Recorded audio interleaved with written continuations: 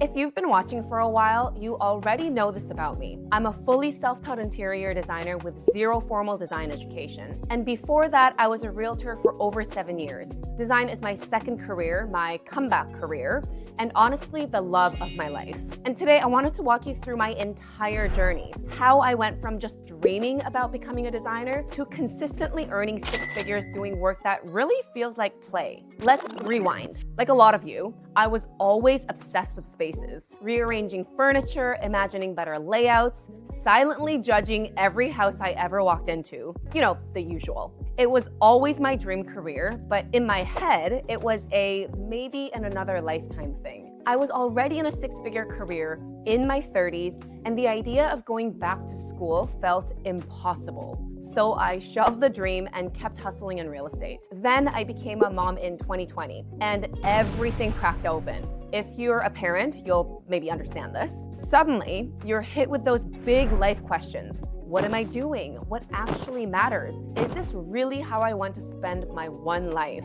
And I had to face the truth.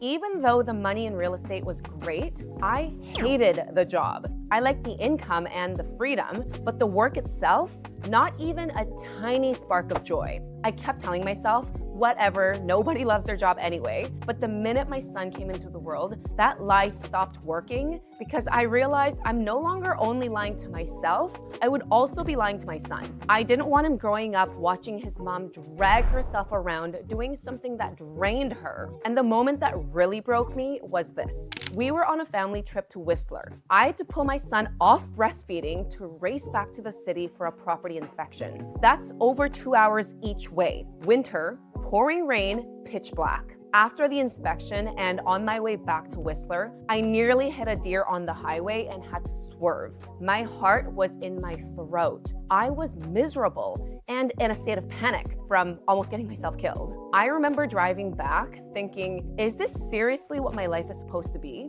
That night, something in me snapped into place. Life is too short to force yourself into a career you hate just because it pays well. I used to think I was too old to switch careers in my 30s, but then I realized I'm going to be 60, 70, 80, one day, no matter what. Time is passing anyway, so I might as well spend it doing something that lights me up instead of something that makes me miserable. Imagining myself at the end of my life full of regret for never even trying, that hit me like that deer almost did. And here's the wild part. I had never experienced that kind of burning passion in real estate, not once. And I suddenly felt so lucky that I knew exactly what I wanted. Most people never feel that level of clarity. They run on autopilot, clocking in and out at a job they hate, thinking that that's all there is to life, along with a few holidays in between. But that's not what life is about. So I made the decision. And let me be clear, making the decision was the easy part. Actually going through with it is the hard part. It's terrifying to walk away from a 6-figure career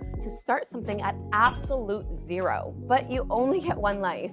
And I had this intense conviction that I was going to make it work, so I went for it. I canceled my real estate license before I had a single lead in my design business. If I had a 9-to-5, I may not have done that, but as a new mom with no time to waste, I didn't want to split my energy between something I was leaving behind and something I desperately wanted to build. I called a designer friend and asked her which school I should go to. She had a 4-year diploma in interior design, so I thought she'd be a good person to ask. And to my surprise, she told me not to go to school. She said school wouldn't teach me what I actually needed to know to work in the real world, and that everything essential could be learned outside a classroom. But I didn't fully believe her at the time, so I enrolled in 3 classes at a local school. Communication, which was basically how to write an email, color theory, which was just a course on the color wheel, and drawing a cube. I'm not even joking, it was like 1,000 cubes over and over and over. These were all prerequisites, and halfway through the semester, I realized that she was right.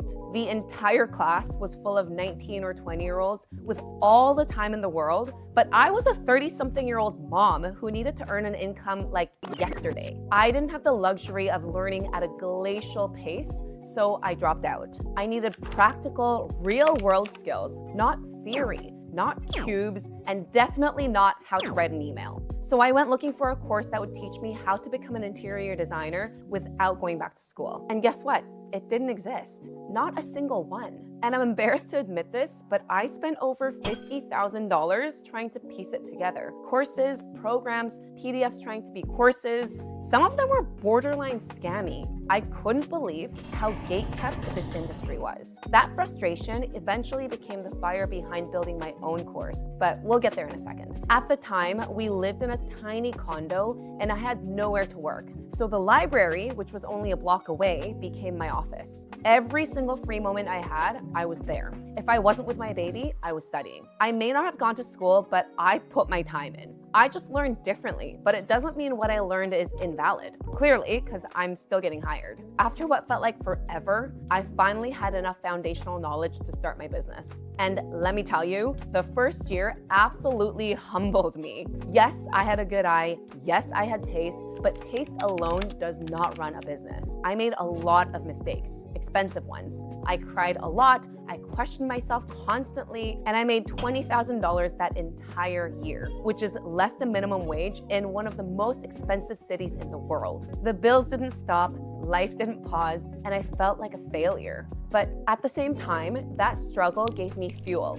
It made me angry how unhelpful these courses were, and it reminded me exactly why I wanted to build something better for people like me. Even though I made well below minimum wage my first year, I didn't give up. I continued to put my time and effort into my business, and by year 2, I hit $135,000. And since then, I've consistently made 6 figures doing something I would honestly do for free. Now I love Sunday nights. I can't wait for Monday mornings. I know that sounds weird to most people, but the joy I get from this work is unreal. You know that saying, if you love what you do, you'll never work a day in your life? I get it now. So how did I grow that quickly? 2 things. 1, I trained obsessively. Any spare minute, I was learning, absorbing, and most importantly, applying what I learned. 2, I networked like it was my full-time job. I met over 150 people in 3 months. Some of those relationships still support my business today. I learned exactly who to talk to, what to ask, where to show up, and these are all things I now teach my students. Today, my mission is to help aspiring designers build the exact career I built, but without the struggle and the wasted money and heartbreak. I poured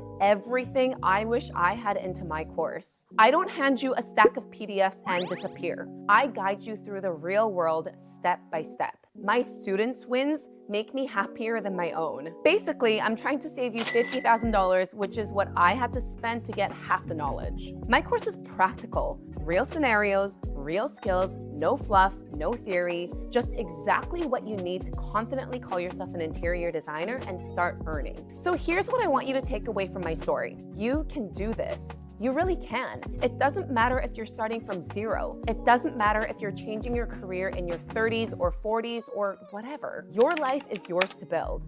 I did this with no design background and no financial safety net. And if I can do it, trust me, so can you. Life is too short to only love your weekends. Go build the one you actually want. I'll see you in the next one. Bye.